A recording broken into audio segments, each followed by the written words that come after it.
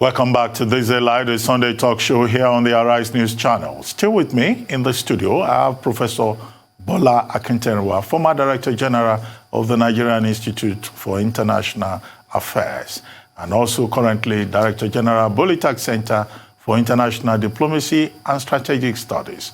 Professor Victor C. Ariole, Professor of French and Francophone Studies at the University of Lagos, and Yemi Adamolekun, Executive Director in Office North. Well, Prof, you were going to make a second point after stating that the president should have addressed the children in English language. What's that second point? The second point is on the issue of vigilante. Amaka Okoye told us that the vigilantes actually played an active part, more than expected. That, look, they promised that they could handle this if they were given the opportunity. And then we were told that there were negotiations, but without ransom. When will government stop actually telling us quote and unquote lies? Hypothetically, I ask, it is argued on the one hand that the kidnappers are bandits, not Boko Haramis. On the other hand, it is speculated that it wouldn't have been possible for bandits to have acted the way they did, in such a way that they came, with motorbikes and then drove as far away as 85 kilometers from one village to the other without arrest. Now, in this case, what is the basis for the Boko Haramis agreeing to release the children, no killing, etc.? Mr. President told us, according to Abdulaziz, that they stopped their protests because of the promise by Mr. President that within the next 24 hours they will be released. And suddenly they were released. That suddenly suggests that, okay, Mr. President himself and his team are very much aware of the activities of these people. Can we academically or hypothetically ask that the government is much aware of the operational activities of these people? They know where they are. What informed the certainty that within the next 48 hours they will have this done, and it was done? It now means, and we must ask questions for analytical purposes, why, for instance, you have negotiated and we didn't pay any ransom. We need explications on that. That will enable us to calculate in terms of strategic policies, how to prevent that one in the future. If, for instance, you know where they are, we've been told that they have been operating in the forest. And in this case, please, why are we playing with politics at the level of the survival of children, the future of tomorrow, the people we believe in? No, the government needs to tell us the truth. They should not allow us to carry out deductive methodologies to understand this. It is not known in the history of terrorism in international life and in international relations, where, for instance, you negotiate with terrorists who went to kidnap, and then you now come back without settling them. Something transpired, and you cannot tell us you didn't pay. Then you must have promised them to say, okay, you give them security. And at the end of the day, I will remind you, Dr. Abati, Goodluck Jonathan told us, I've been repeating here, that in his government, inherited by Muhammadu Buhari, that we have the Boko Haramis in his government. And for as long as we have proponents, supporters, sympathizers in the public service, then why will the terrorists not walk in majestically, frolicking around with AK-47? This is the issue. On that note, Prof, let me go to Yemi Adamolekun. Yemi Adamolekun, thank you for joining us. Quickly, what's your take? The boys were abducted. We also bring back our boys. The boys are back. I'm sure you've been following the story. line by line, episode by episode. And you listen to our correspondent and the spokesperson of the Bring Back Our Boys group, BBOG. Thank you and good afternoon. Not quite sure how quickly this would be, but I think for me a couple of things are important. Amaka did speak about the role of vigilantes, and so did Mr. Suleiman, and this is not new. From as far back as 2014, when the Chibok girls were kidnapped, vigilante played a huge role in actually going after Boko Haram, but at least that time was a bit different. They had trucks, and they followed them into Sambisa until they were unable to follow them much further. So I think that's been a recurring issue around the role of empowering local groups, local individuals. There's a joint task force in the Northeast as well that has also played a significant role. But they have not been, what's the word I'm looking for? They haven't been as embedded or as encouraged as they should have been, or empowered, if that's the word I'm looking for, to take an active role in security. And again, as you asked Amaka as well, the whole notion of Mr. Suleiman, the whole notion of state security and being able to leverage on local intelligence. Our security agencies haven't done anything, haven't amplified the importance of that. And I think the whole notion of, you keep asking the question, should we close down boarding schools? Why would we do that? Why would we close down boarding schools when it's not that we don't know what to do? What we've simply seen since 2014 is an unwillingness to do what is required. Prof just referenced it now. President Jonathan said he had members of Boko Haram in his cabinet. And as he said, inherited like President Buhari, but nothing has changed. So the point is, we can't be doing the same thing and expect different results. Our security architecture hasn't changed in 6 years. But President Buhari insists by some weird methodology that it hasn't changed in 6 years, it's not delivering results, but these are the people I'm going to stick with. And I dare say that the fact that these things have happened in a row in the last 1 week, in Katsina, while he is at home, for me is so significant. The fact that neither him nor his security agents seem to realize or seem to give it the weight that it deserves. So you kidnapped over 300 students. You've attempted to kidnap over 80. First class, I don't know if they use first class in the north, I forget. An emir who was a retired army general was attacked. All of these things in 1 week, when the president of the Federal Republic of Nigeria, commander-in-chief, former military general, is at home. And we think this is normal. And we think that we should be clapping that, oh, they did something. I don't get why we're clapping, quite frankly. I really don't get it. I'm extremely excited that the boys are back home. But I think the fact that we're not talking about the issues, Vigilante is willing to do a bit more. The fact that we haven't changed our security architecture, which is causing this to happen.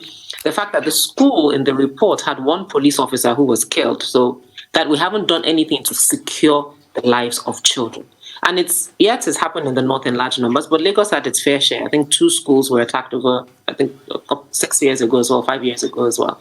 So it's not peculiar to the north, but the fact that it is able to happen and we haven't taken the step to protect our schools and protect our children speaks to a nation that is not interested in the lives of its people, children nor adults. And for me, I think those are major issues that we need to engage and hold the government accountable. So the boys are back. Let's leave that. They're back. But let's then focus on why they were kidnapped in the first place. And let's look at it. Boys were kidnapped within a week. It was almost possible to do it again.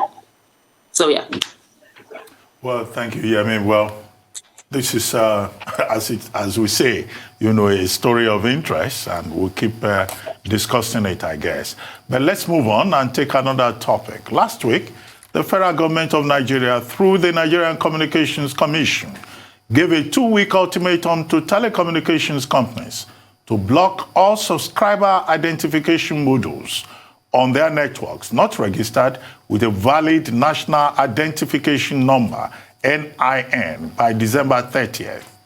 The directive, which has raised questions over the practicality of the 2-week time frame within which to achieve the registration, was part of resolutions reached during an urgent meeting of key stakeholders in the communications industry, convened by the Minister of Communications and Digital Economy, Dr. Issa Pantami.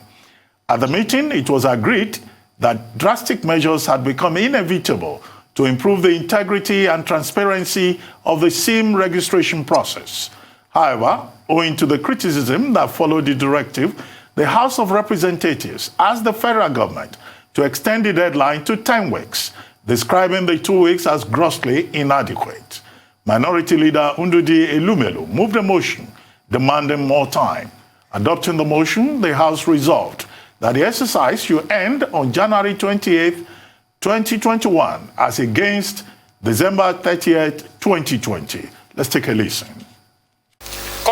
The House is concerned that as laudable as the idea behind the policy may seem, the timing is very wrong because Nigerians have not been properly sensitized, as only a few educated persons who bother to read the dailies might have heard about these instructions.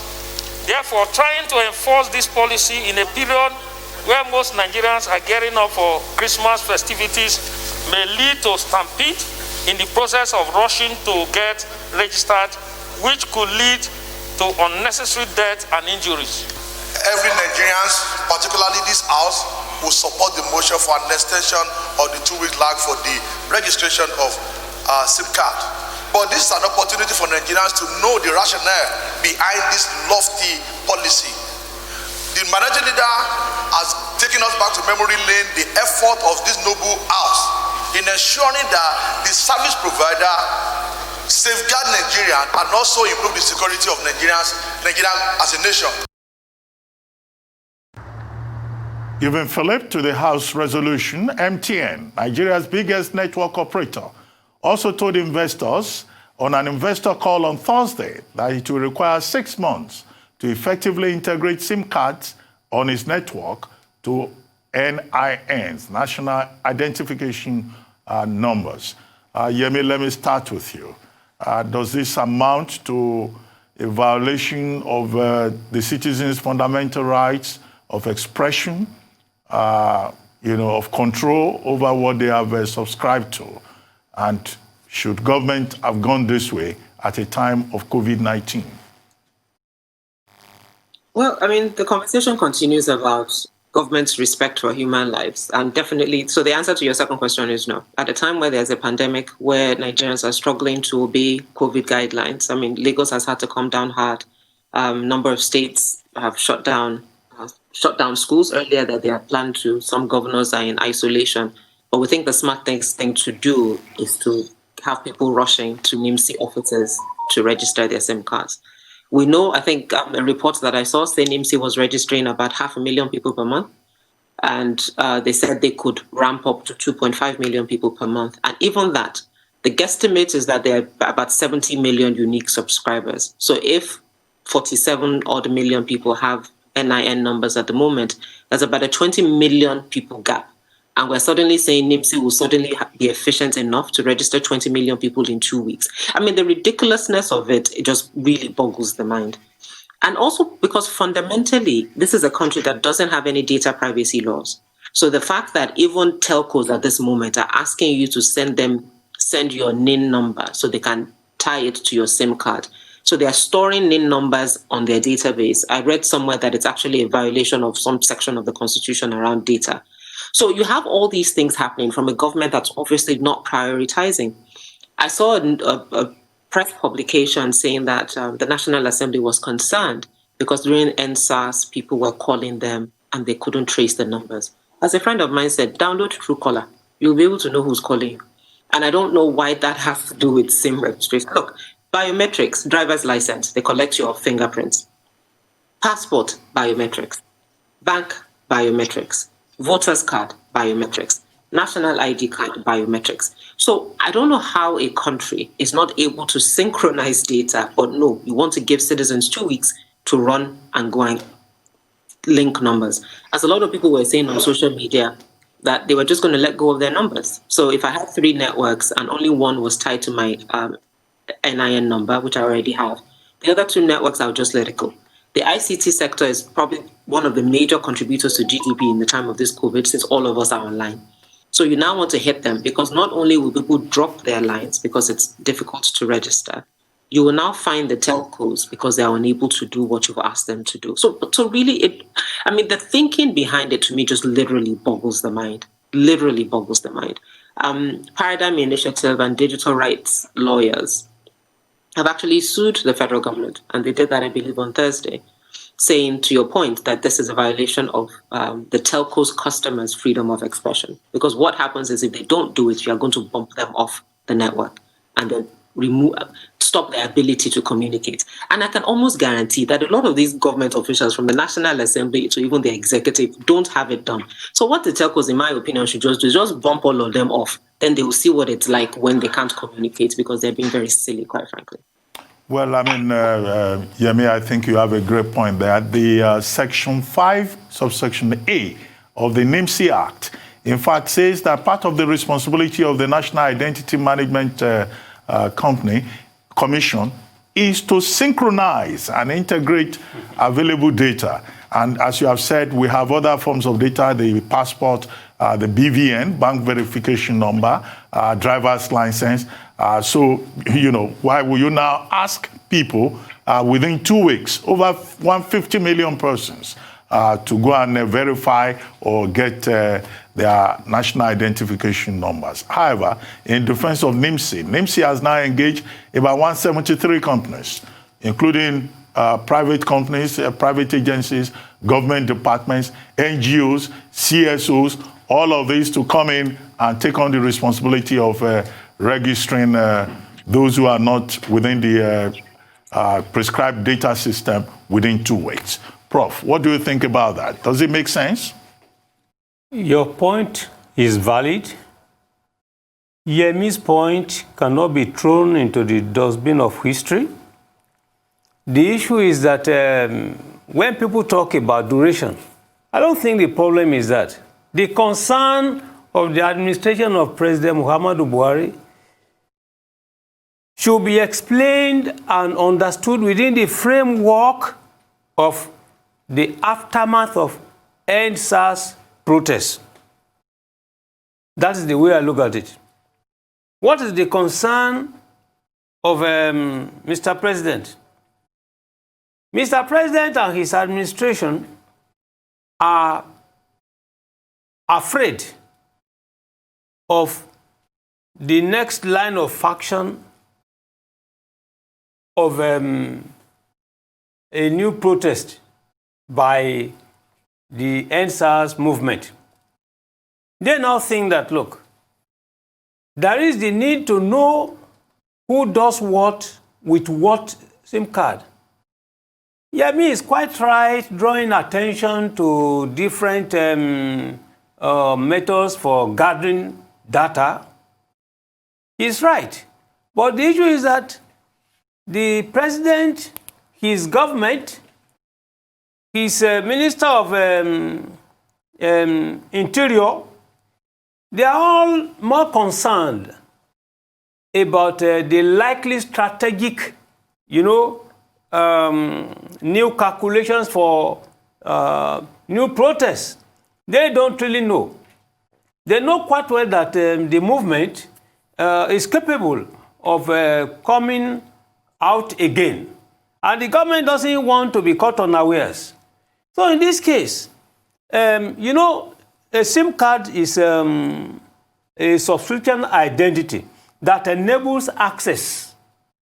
And now the government wants to know with ease, without looking into the passport, your real identity. In terms of insecurity, what the government is more concerned is that they are basically going to telephone. They are basically going to use the social media. So by the time the government compels everyone to get the national identity number into their SIM card, it will be easier for them. The government knows quite well that 2 weeks will not be enough. No, they know. But by making it a sort of a manu militari, they know quite well they will ask for attention and extension. In this case, they can find their way out. I think in this particular situation, our president, his administration, I don't know. I want to say that the main problem to address is how to balance the constitutional provision on freedom of expression and national security. We need to balance that. When it is an issue of national security, I think there has to be a limit to the extent of enjoyment of liberties. But where a government itself is not showing any seriousness of purpose in terms of the need for security in political governance, that is where the issue is. I think that, for instance, 3 years ago, I did register. Up to this time that I'm talking to you, I do not even have any national ID card. The one that I was using, I take it to everywhere, they say, look, it's not valid. But I've not been given any new one. Now, if you dial star 346 hash, yes, 346 hash, to give you... Is it 346 or 364? 364. Star 364 hash. And I have three... For you to verify your number. Yes, it depends on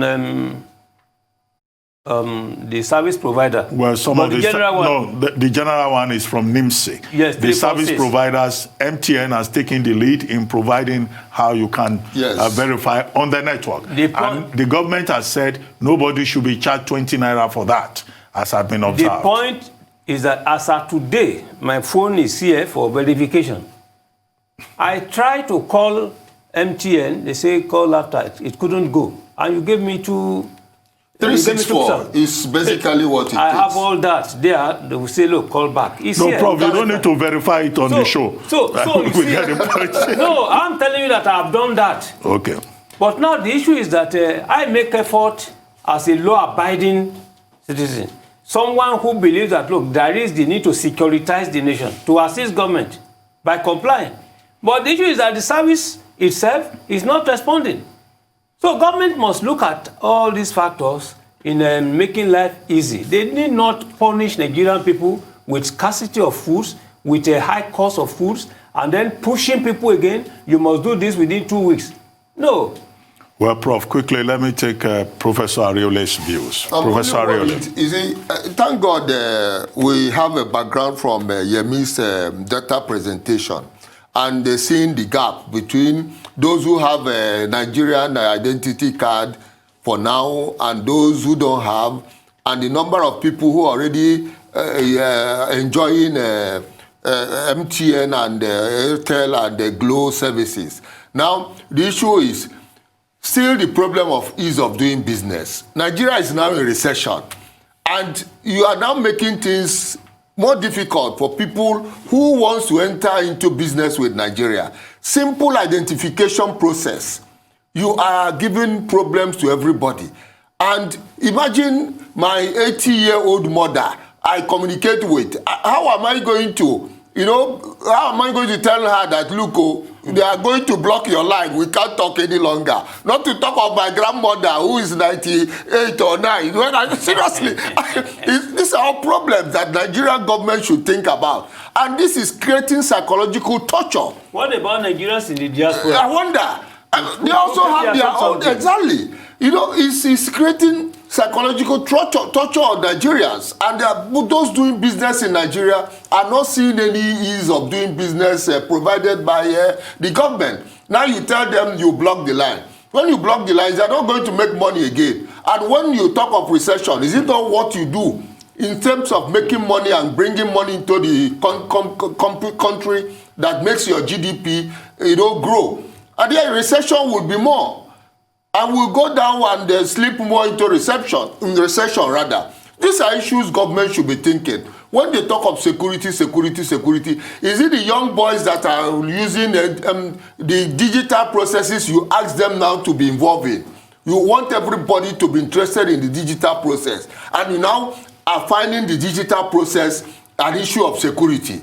That's very, very anachronistic. It doesn't work. We must be proactive and find a way to match the current digital world with what security provision we can make to be ahead of whoever is either attacking us or trying to attack us, which other countries are doing. We can't be retrogressive.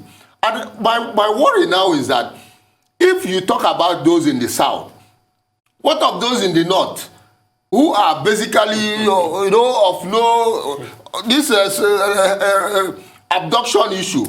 Do you think if the communication system was going correctly, people will easily come and abduct people anyhow?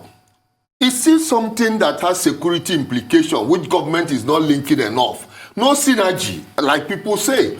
We are just disparate in our thinking and our operations. And this is not how a country can really survive, unless people ruling us. I'm just worried because everything you hear the minister say is the president has given directive. The president has given directive. The president has given, as if we are all zombies waiting for president to be given directive. No, it doesn't happen in a democratic regime. The minister should be able to own up and say, look, I have failed. I'm resigning because I have failed. Not always thinking president has given directive, president has given directive. It should not work that way. Well, Prof, if it is any consolation, the House of Representatives has asked that the earlier directive, that no new SIM cards should be sold, that the deadline was too short and it should be extended. The Socio-Economic Rights and Accountability Project has appealed to the president to put an end to this threat that SIM cards will be cancelled if they are not aligned with the NIN numbers by December 30. And the question raised by SERAP, as that NGO is known, is there a pressing need for these measures that have been adopted by the Ministry of Communications through the NCC, the Nigerian Communications Commission? We take a short break here on THISDAY Live, the Sunday talk show. When we return, the program will continue. Don't go away.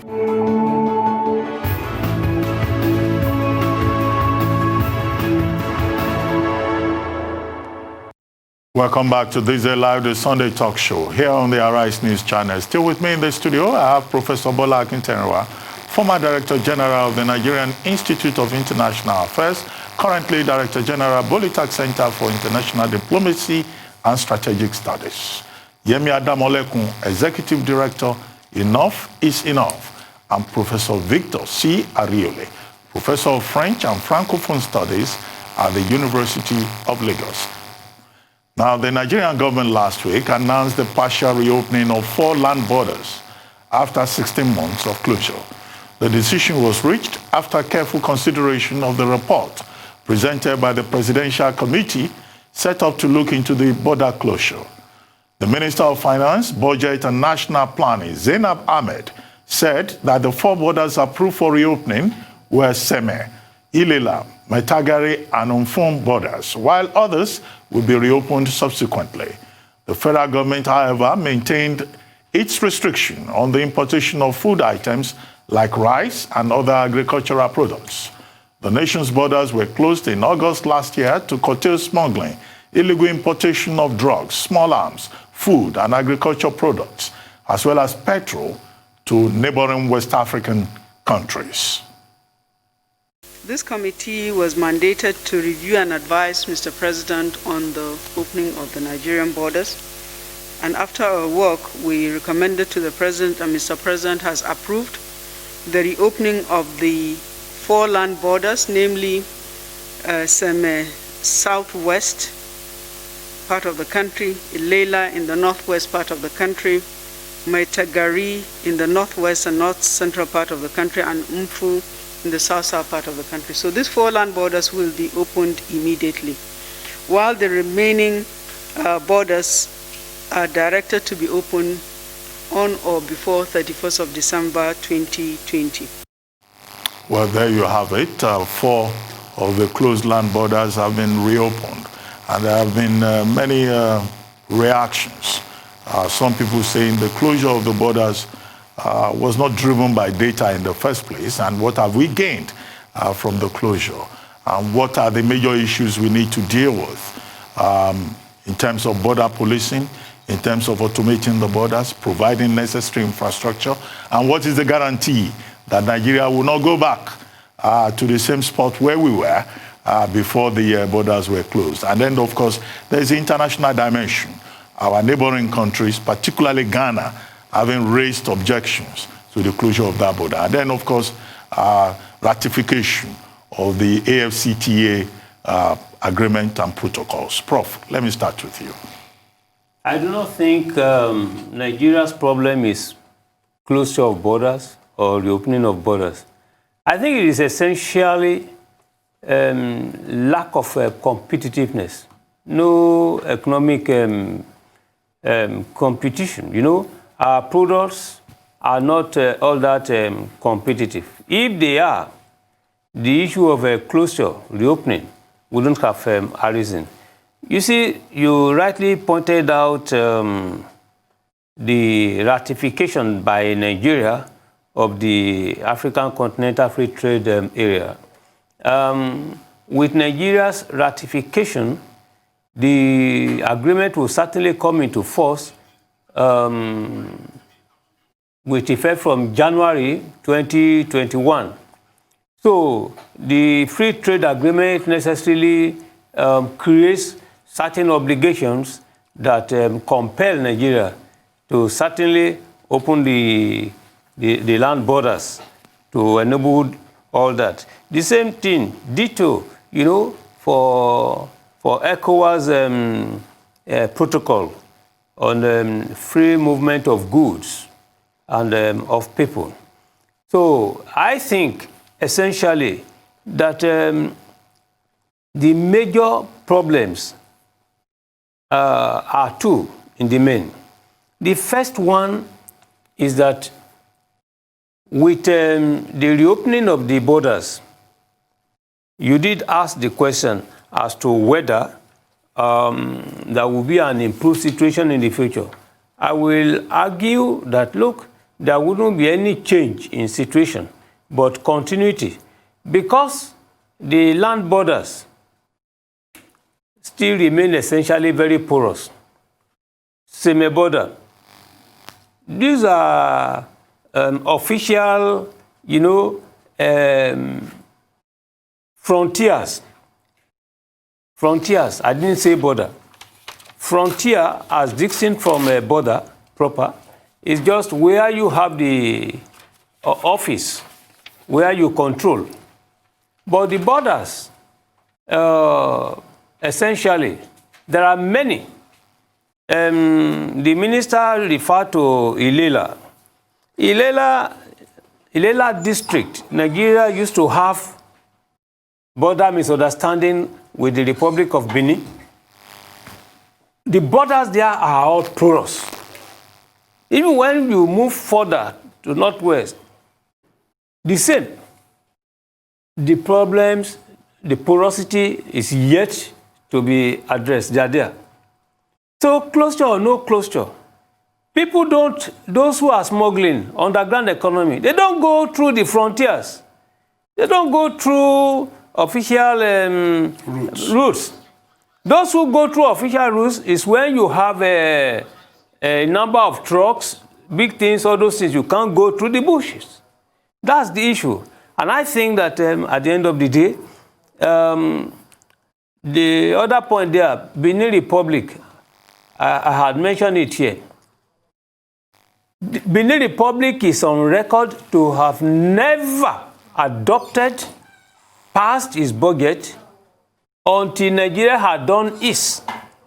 It is on the basis of Nigeria's tariffs, whatever we adopt as budget, that we define what the government of Cotonou will do. So the fundamental problem there is that goods that are coming from Europe, from France, from all parts, have to be repackaged in any of the countries, member states of the ECOWAS, and then resent to Nigeria, giving the impression that on the basis of the rule of origin, they have essentially been packaged. Well, on that note, Yemi, I'd like to bring you into the conversation. The reopening of 4 land borders.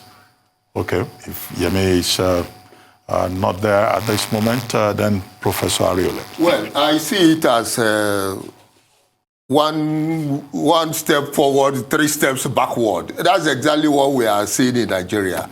Closing border, as far as I'm concerned, is not helpful to Nigeria.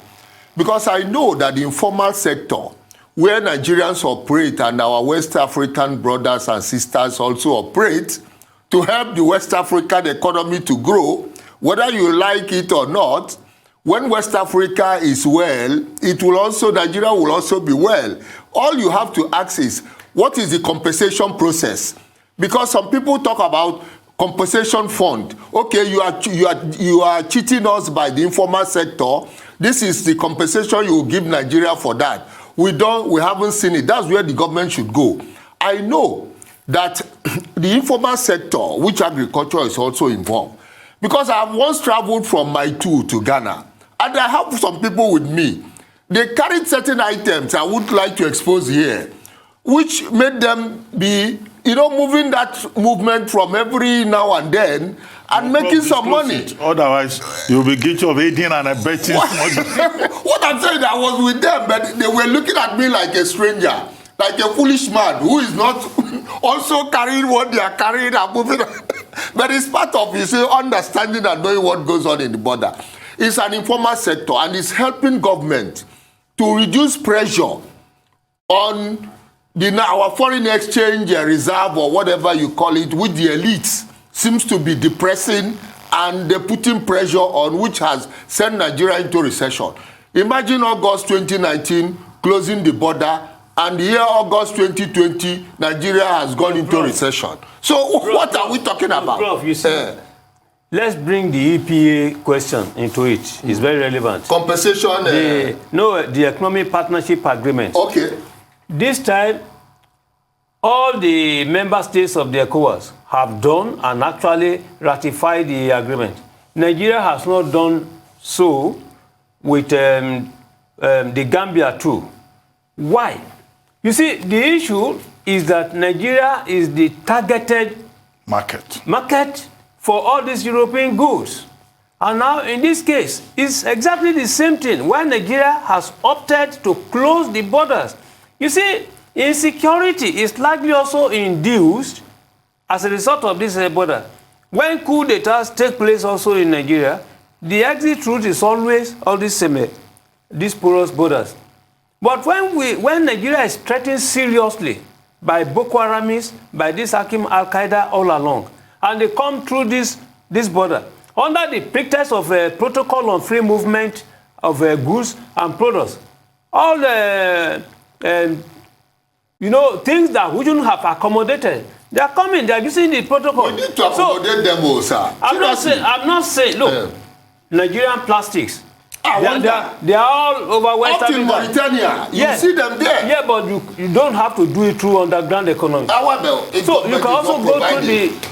You see, this is the issue. Professor Akinterinwa, Professor Ariole, let me have Yemi's input. Yemi, Adamolekun, the reopening of 4 of our land borders. What lessons learned? What advantages? What promise? I don't know, actually, quite frankly. And I think that's, again, what the government continues to fail to do in terms of communication. For land borders that there was quite a number of people complained and didn't see the logic of it. I think it was a couple of weeks ago when it was only 2 people, Dangote and I think BUA, were allowed to then transport cement. And Tedo Peter said in sort of a tweet, I don't remember if he wrote an article, in a tweet basically said, how do you drive an economy when you continue to give individuals preferential treatment? Is our border closed or is it open? And if it's open, why is it only open to one human being? So I think what the government should have done while the president was ordering, as somebody said, who is he not the one that closed the border? So who is he ordering to open the border that he ordered closed? Was to give a sense of what happened in the fact that we closed the border over the last, 1 year, whatever it was. 16 this months. Is what we, excuse me? 16 months. 16 months, thank you very much, almost 2 years. This is what we were able to do. The agricultural sector was able to blah, blah, blah. The fashion industry was able to blah, blah, blah. So it's for them to give a report and also explain the logic. What were you trying to do when you closed the border? This is what we have now accomplished, and this is why we have opened the border. As Professor Ariole was saying, border closure for people who smuggle it's an additional cost. The border being closed hasn't stopped anything. Even if you want to actually even pin, for example, security on the fact that because we closed our borders, we were able to focus in on certain parts of the country. There were easy entries for bandits, but we were able to do X, Y, and Z. But no, what do we have? We have a sitting governor negotiating with the bandit, and we're clapping that it's a good thing. I mean, I don't get it. I just don't get it. Well, many Nigerians also don't get it, but I guess with time, there will be enough clarity. Let's move on and take our final topic of the day. After weeks of legal challenges to his election victory, the Electoral College last week affirmed U.S. President-elect Joe Biden as the winner of the 2020 presidential election, having cleared the 270 mark needed to become the next president of the United States. Electors from 50 states voted in accordance with the election results of their states, a formality that took on an added importance this year because of President Donald Trump's refusal to concede to his re-election laws. Shortly after, Biden delivered a speech denouncing Trump's attacks on the legitimacy of his victory and attempts to change the election result. He further reiterated his commitment to guide Americans past the turmoil of the campaign and Trump's refusal to accept defeat. Since U.S. television networks called the election for Biden weeks ago, Trump and the Republican Party have pursued baseless legal challenges that have been roundly rejected by judges across the political spectrum, including the justices of the U.S. Supreme Court. Let's take a listen at this. The Trump campaign brought dozens and dozens and dozens of legal challenges to test the result. They were heard again and again. And each of the times they were heard, they were found to be without merit. Time and again, President Trump's lawyers presented arguments to state officials, state legislatures, state and federal courts, and ultimately to the United States Supreme Court twice. They were heard by more than 80 judges across this country, and in every case, no cause or evidence was found to reverse or question or dispute the results. His own cybersecurity chief, overseeing this election, said it was the most secure in American history. You know, respecting the will of the people is at the heart of our democracy, even when we find those results hard to accept. But that's the obligation of those who have taken on a sworn duty to uphold the Constitution. 4 years ago, when I was the sitting vice president of the United States, it was my responsibility to announce the tally of the Electoral College votes in the joint session of Congress that voted to elect Donald Trump. I did my job. Well, President-elect Joe Biden there, well, if you look at what is going on in the U.S., even they stopped the steel rallies have reduced in size, and President Trump seems to be alone. What is certain is that on January 6, Congress will sit in Washington, D.C. and further ratify, and on January 20, the United States will have the 46th president of the United States in the person of Joseph R. Biden. Yemi, let me start with you. Well, I think it's fascinating that without a doubt, for myself and for organizations in the CSO space who work on elections in Nigeria and on the continent really, and who have been beneficiaries of support from both the US government and individual private foundations who fund election work, election of observation, voter education, civic education. It's actually been quite interesting to see this flipped on the US, where you have a president who's behaving like, as we joke about, an African dictator who is refusing to leave office. If he could do more than he's already doing to scatter the elections, he would. And the continued conversation around what is more important, individuals or institutions. And a reminder to all of us that institutions don't exist in a vacuum. They are run by individuals. And his Attorney General is a classic case of an individual who remembered, in a sense, maybe his work and decided that, yes, I might have aligned with the president and maybe done some things that people didn't think I should have done as Attorney General. But when it came to elections, Attorney General Bola was quite clear that there was, as far as he was concerned, that there was no fraud. And of course, we see that lead to either his firing or his resignation, whichever one. But I guess in different states across the country as well, we've seen the role of the judiciary, whereas in Nigeria, they become the arbiters of election results. So depending on what you're able to do with the number of senior advocates of Nigeria you have on your payroll, to the number of judges you can get on your payroll, how elections, because our law says once it's declared at a polling unit or at a ward, wherever it's been declared, the only person that can turn it over is a court of law. But we've seen in states like Georgia where ballots have been recounted. We don't do that. But we've also seen the power of judiciary up to the Supreme Court throwing out some of Trump's cases and just saying that this makes absolutely no sense. But in Nigeria, we will see technicality upon technicality, one way or another, and things that make no sense give victory to people that we can see clearly shouldn't have won. So I think the lessons from the US in terms of what the US has tried to export, which is democracy being the best sort of form of government, we've seen them also export the negative sides of it in the manipulation of technology and how algorithms from Facebook to Twitter can affect what you see and, in a sense, confirm your biases. But in this side, we're now seeing a flip. It's not that we exported it, but we can see how when you don't have strong institutions and strong individuals who believe in those institutions, how an individual can really run roughshod over a system, and how out of fear, I mean, you see some of the Republicans who are refusing to accept that Biden won, and you always almost wonder what does Trump have on them that's making them feel the need to show loyalty in the face of something that makes absolutely no sense. So January 6th is still coming. Trump will continue to raise money until January 6th when the Senate ratifies it. I guess they're trying to play out what might happen in Georgia and see what they want to do on January 6th. But yeah, it's quite fascinating to watch. And being a Nigerian and on the continent and being the beneficiary of US memos on why we must have free and fair elections and why election results must be respected, quite fascinating to see that in the US at this time. Well, quickly, Professor Akinterinwa, before I take Professor Ariole, your take. You see, I am not much interested in the Electoral College now ratifying that. I think we should be talking about which country is most likely to give political asylum to Donald Trump. Because the Bible has made us to understand that when an imminent punishment has been reserved for an individual, God will harden the heart of the individual. So he will have eyes that will not be capable of seeing. He will have ears that will never hear anything. That is the case of Donald Trump.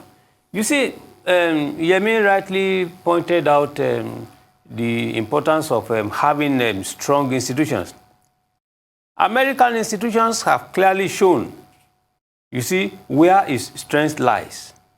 Donald Trump thinks that he is America. He is United States.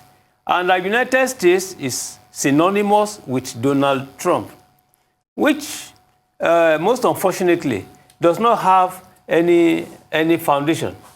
Now, where you thought that you have the support of majority of Americans, and now the support is not there. You do not believe in the system.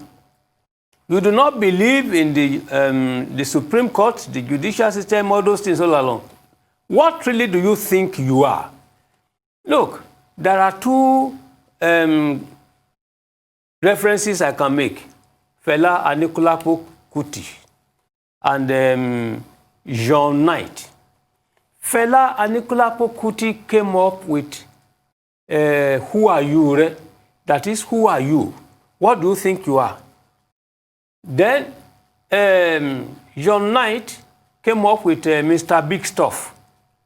Big Stuff, Big Stuff. What do you think you are? These are questions we should really put on the table before Donald Trump to answer. And at the end of the day, please, Joe Biden is surely on record and divinely too the next 46th president of the United States of America. Instead of now talking about making America great again, we surely should be talking about making America respected again. And I think America will restore that particular greatness through respect. Well, Professor Ariole. Well, I just saw the last straw in the resignation of Attorney General Barr, you know, Barr. Because that's the man Trump has really held as the Trump card, if you like, he's going to play. And the man was able to prove, as everybody has said, that institutions really matter. And as the Attorney General of USA, not necessarily Attorney General of President Trump. So there is a need to stand by what will not bring shame to the United States of America. And I only see January 6th as going to be a ratification process, because whatever you say, they don't have any choice. The Congress is dominated by Democrats, and even the Senate is about split. Except Georgia, I don't know what is going to happen, whether it has already happened. The runoff election yes, January 5. January 5. So whatever. The question now is, how are Republicans going to regroup and a bit come back to balance the equation in the American system? It's very important, because Republicans, Democrats, they are very, very essential, either as opposition or as leader in the American system, so as to get the world to know that there is real democracy in America. Well, and just by way of, information, it's not all Republicans that are supporting President Trump. Senator Mitch McConnell, the majority leader, has moved on. Yeah. And there's also Paul Mitchell, who has in fact declared that he was leaving the Republican Party and that he will run in the future as an independent. So there are persons within the Republican Party who also think that President Trump is violating the will, the rule of law, and American democracy. But what will prevail at the end of the day, we've been assured, is the rule of law, the will of the American people, and democracy. And on January 20, when there is that inauguration, you can be sure if President Trump refuses to leave the White House, the White House will push him out. Anyway, thank you very much, Professor Akinterinwa, Professor Ariole, and Yemi Adamolekun. Thank you very much indeed. You've been watching This Day Live, the Sunday talk show here on Arise News. I'm Ruben Abati. From our entire team here in Lagos, it's bye for now, and thank you very much for watching. We'll see you again next Sunday.